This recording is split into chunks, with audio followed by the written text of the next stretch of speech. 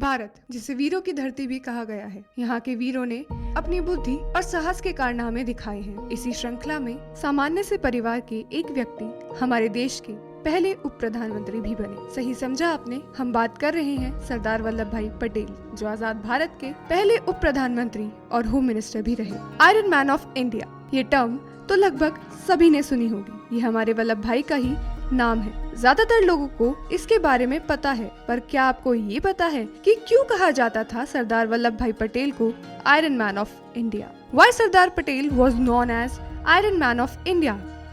अपने अडिग अखंड इरादों की वजह से ही पटेल साहब को लौह पुरुष यानी आयरन मैन ऑफ इंडिया कहा जाता था। उनके इसी अडिग रवैये का अंजाम था कि वो 565 रियासतों को एक कर पाए।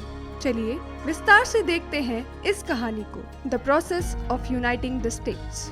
आज हम जिस भारत को एक रूप में देखते हैं, आजादी के समय पर यही भारत 556 टुकड़ों में बटा हुआ था, जिन्हें यूनाइट करने का काम किया हमारे पटेल साहब। पटेल साहब was one of the most prominent leader among all the freedom fighters. He and his secretary, Mr. V.P. Menon, designed the instrument of accession, which helped the most to become India a united state. चलिए अब जानते हैं कि what was the instrument of accession. असल में the instrument of accession was the legal document designed to bring about accession, where a rule had decided upon it. It was executed by the rulers of each of the princely states individually on the one hand, but took effect only if then accepted by the government of India or the government of Pakistan. पर just ये treaty banana was not enough. कई रियासतों के राजा अपनी रियासतों को भारत में जोड़ना ही नहीं चाहते थे, but पटेल साहब convinced them to do so. चलिए तो अब बात करते हैं कुछ ऐसी रियासतों की जो यूनाइटेड इंडिया में मिलना तो नहीं चाहती थी, पर फिर भी पटेल साहब ने उन्हें यूनाइटेड किया। सबसे पहले बात करते हैं सबसे विवादित रियासतों की, जो कि थी हैदराबाद रियासत और जूनागढ़ रियासत। दी हैदराबाद रियासत के निजाम मीर उस्मान अली खान ने जून 1947 में ही अखबारों के जरिए ये ऐलान करवा दिया था कि हैदराबाद एक अलग मुल्क रहेगा। लेकिन फिर भी पटेल साहब के अटल प्रयासों की देन है कि Hyderabad was united in India. Integration of Hyderabad was a diplomatic win for Patel Sahab.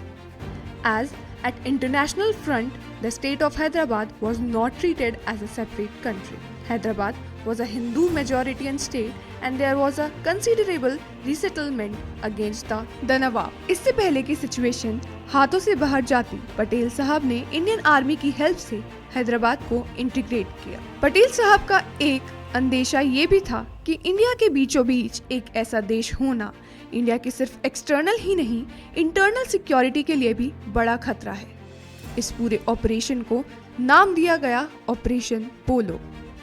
Junagadh रियासत बेसिकली गुजरात के सौराष्ट्र का एक बड़ा हिस्सा था।